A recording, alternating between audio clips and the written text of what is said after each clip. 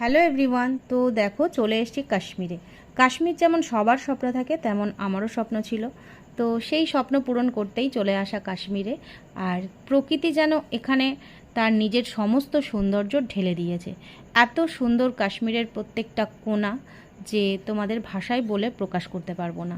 তো এই কাশ্মীর যে কিছুক্ষণের মধ্যে ভয়ঙ্কর রূপ নিতে চলেছে সেটা কেই বা জানতো। তো যাই হোক, কাশ্মীরে এসে আমরা 4 দিন ছিলাম শ্রীনগরে। সেখান থেকে কিন্তু আমাদের Dal lake, tulip garden, Sonmarg, Gulmarg সব ভিজিট করা। এরপর আমাদের যেরকম কথা ছিল যে পেহেলগাঁওতে 2 দিন স্টে হবে। তো যখন আমরা শ্রীনগরে ছিলাম, শ্রীনগরে থাকতে থাকতেই আমরা জানতে পারি শ্রীনগরের থেকে যে জম্মু যাওয়ার রাস্তাটায় ধস নেমেছে। তো ন্যাচারালি সবার মধ্যে একটা প্যানিক শুরু হয়ে গেল। আর এরপর আবারও খবর পেলাম না, রাস্তাটা ঠিক হয়ে যাবে। তো সেই মতো আমরা কিন্তু চলে গেলাম পেহেলগামে। পেহেলগামে যাওয়ার পর আবারও জানতে পারি যে না, রাস্তাটা ঠিক হয়নি, প্রায় 10 দিন রাস্তাটা বন্ধ থাকবে।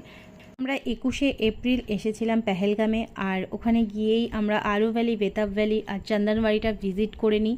যেহেতু আমাদের পরের দিনই বেরিয়ে পড়ার ছিল, মানে 22 তারিখ যেদিন টেরিস অ্যাটাকটা হয়, আর ওই দিনই আমাদের কিন্তু মিনি সুইজারল্যান্ডে যাওয়ার কথা ছিল।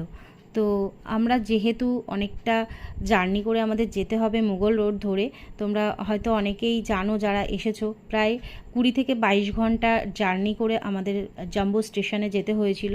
তো আমরা যখন পেহেলগাম ছেড়ে বেরাচ্ছিলাম তখন কিন্তু সিআরপিএফের প্রচুর গাড়ি ঢুকছিল পেহেলগামে।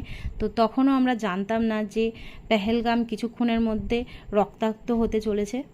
পেহেলগাম সত্যি খুবই সুন্দর একটা জায়গা।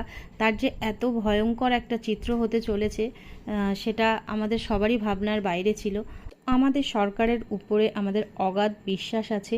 তো অবশ্যই সরকার সেরকমই স্টেপ নেবে। তো এইটুকু বলেই আমার ভিডিওটা এখানেই এন্ড করলাম।